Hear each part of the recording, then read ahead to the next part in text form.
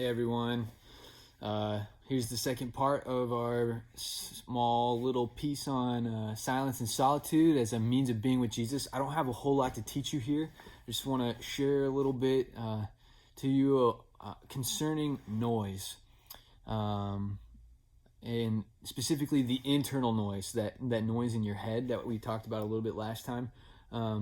So by that, it's what's going on in your mind. It's your thoughts. And the reality of this, as you get, is that you can't outrun your thoughts. In fact, it's the slowing down of your body and your mind that helps to diminish this noise. That's why we're chasing silence and solitude. Like, while silence and solitude isn't necessarily like the ideal state of the human or of the Christian, I'm not saying this is something we should be doing 100% of the time. It is a counterbalance, a countermeasure to the noise and the craziness of life. And so because of the noise and craziness, externally and internally, you might find that this is really hard. It's hard to do for 2 minutes, let alone 10 minutes. So to achieve this practice and or to do this practice and to see what you might call success there, which is just an attempt, to be honest. That's what succeeding is. But to do this, you might find that there is a trial through fire at first before it gets better, before you feel like you're actually doing the thing. This is not about your performance, but this is about trying.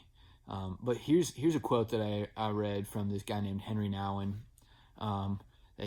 He talks about his experience in silence and solitude. Listen to this.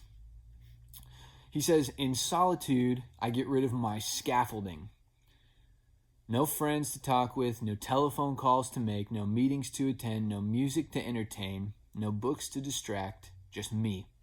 Naked, vulnerable, weak, sinful, deprived, broken. Nothing. It is this nothingness that I have to face in my solitude. A nothingness so dreadful that everything in me wants to run to my friends, to my work, and my distractions so that I can forget my nothingness and make myself believe that I am worth something. But that is not all. As soon as I decide to stay in my solitude, confusing ideas, disturbing images, wild fantasies, and weird associations jump about in my mind like monkeys in a banana tree. Anger and greed begin to show their ugly faces. I give long, hostile speeches to my enemies and dream lustful dreams in which I am wealthy, influential, and very attractive, or poor, ugly, and in need of immediate consolation. The task is to persevere in my solitude, to stay in my cell until all my seductive visitors get tired of pounding on my door and leave me alone." Now that's a weird, maybe to you weird, and long way of basically saying it's a fight. It's a fight not to just run back to your phone. It's a fight not to just run back to video games or to human interaction, but to go be with somebody else or something else instead of just being alone with you, your thoughts, and God. To being with Jesus. That's the whole goal here, right? Is to be with Jesus. And so these thoughts are in there, and it's a fight against those things. So today, your prompt is going to address some of these thoughts. It has everything to do with fear and anxiety. So here's your prompt to do this.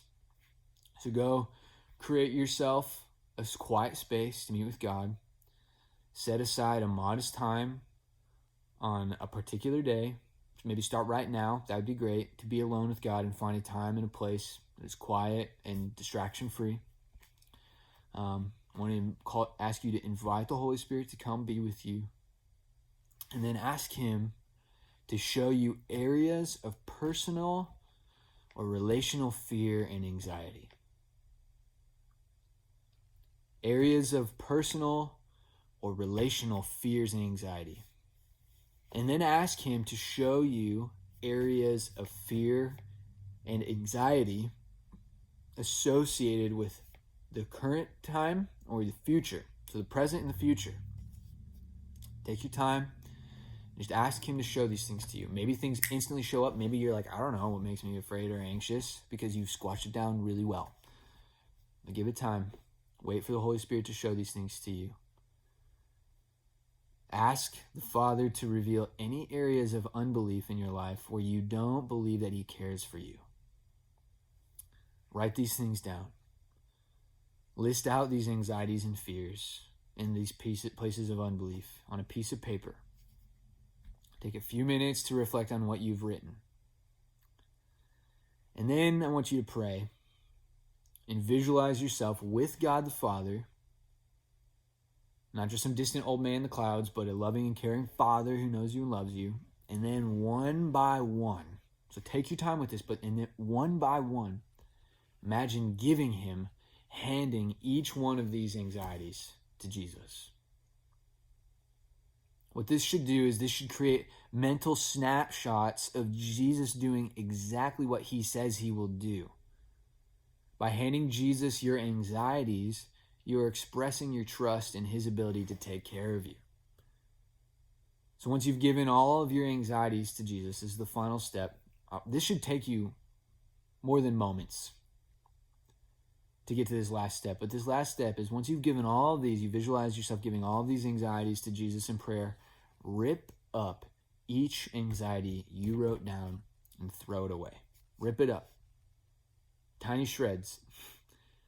Because this symbolizes that the anxiety has been given to Jesus and that you are now released from the weight and responsibility of that burden, because that is what Jesus has done for you. I hope you see this as valuable, and I hope you take your time with this. Do this in silence, solitude.